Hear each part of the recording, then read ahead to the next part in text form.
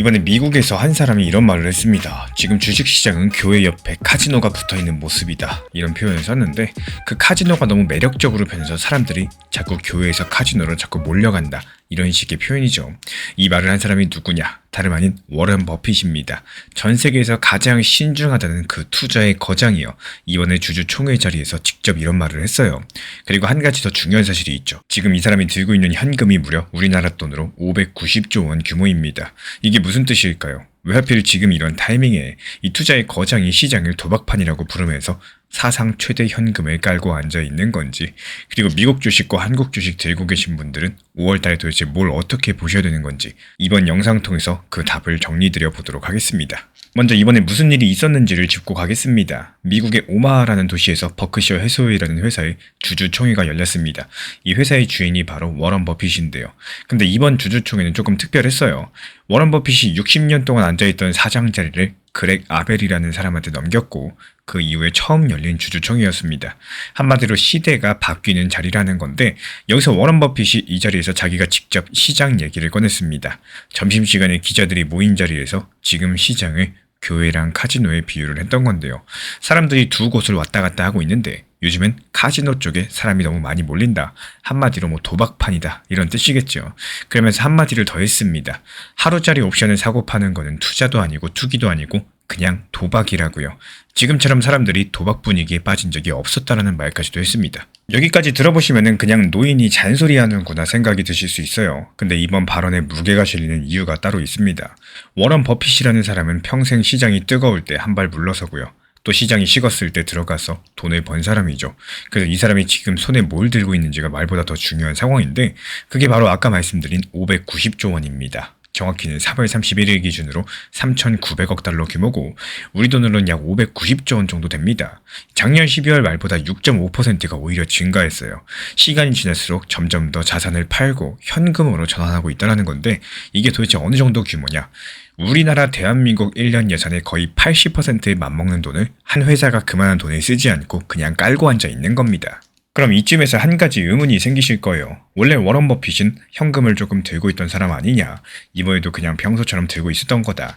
여기서부터가 진짜입니다. 이 590조라는 숫자를 과거랑 비교해보시면요. 분위기가 확 달라지시게 될 텐데요. 닷컴 버블이 터지기 직전 1999년, 그때도 워런 버핏은 역대급 현금을 쌓아두고 있었다는 사실 알고 계셨나요? 지난 2008년 금융위기 직전에도 그랬습니다. 근데 이번 590조는 그때보다도 더 많은 회사 역사상 최대 수준의 규모인 건데 한 번도 본 적 없는 규모예요. 다시 말씀드리자면 워런 버핏이 지금 시장을 보는 눈이 닷컴 버블 직전이라거나 금융위기 직전보다도 더 조심스럽다는 뜻이 됩니다. 이게 단순한 잔소리가 아니라 행동으로 증명된 신호인 거죠. 근데 무서운 사실은 또 이것뿐만이 아닙니다. 워런 버핏이 평소에 가장 신뢰한다는 시장 평가 지표가 하나 있죠. 이름도 그래서 워런 버핏 지표라고 불리는데 미국 전체 주식의 가치를 그 나라 경제 크기로 나눈 값입니다. 쉽게 말씀드리면은 주식시장이 그 나라 경제에 비해서 얼마나 부풀어 있는가를 보는 숫자입니다. 이 지표가 작년 10월 달에 218.5%를 찍었습니다. 역사상 최고치예요.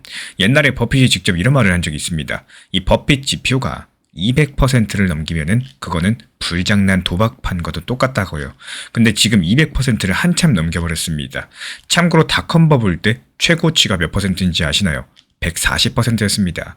200%도 넘기지 못했다는 거예요.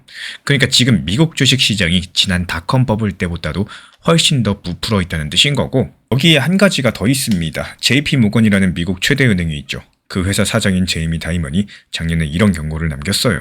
앞으로 6개월에서 2년 안에 시장이 30% 정도 폭락할 가능성에 대해서 평소보다 3배가 높아졌다라는 말을 했습니다.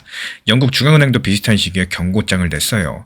인공지능 관련된 주식들 너무 비싸기 때문에 시장이 갑자기 흔들릴 위험이 커졌다는 말을 했습니다.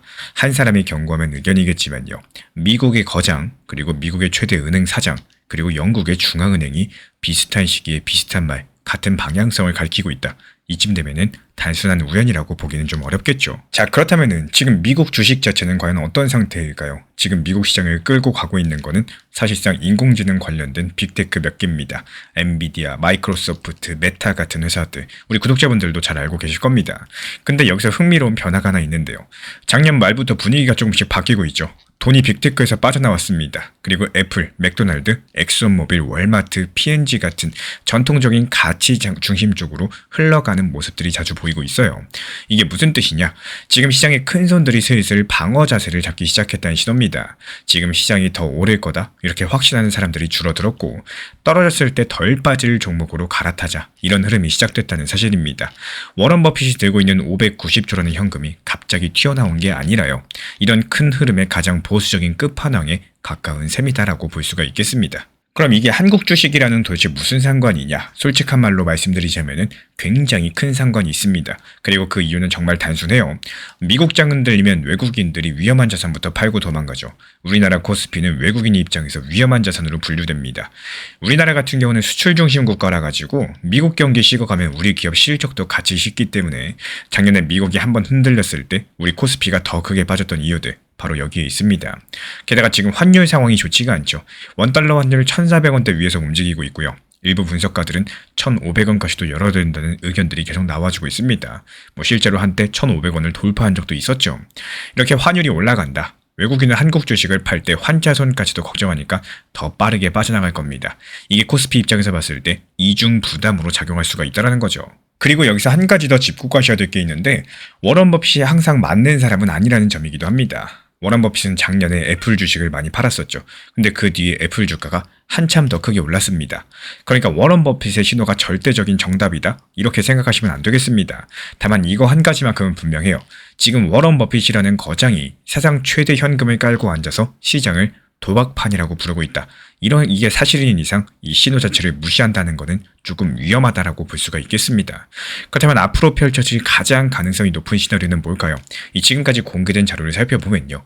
5월부터 6월달 사이에 미국 주식이 한 번 정도 크게 출렁일 가능성이 평소보다 높아 보이긴 합니다.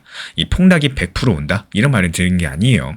다만 폭락이 올 만한 조건들이 동시에 모여지고 있다. 이렇게 보시면 되는 거고 지금 미국 시장은 역사상 가장 비싸진 상태고요. 지금 시장의 거장들은 사상 최대 현금을 들고 한 발 빠져 있고요. 큰 손들은 이미 방어주로 옮겨가고 있는 상황입니다. 미국의 최대 은행들, 영국 중앙은행들 똑같은 경고를 내고 있고 이 네 가지가 동시에 같은 방향성을 가리킨다. 절대로 흔한 일이 아니라는 사실.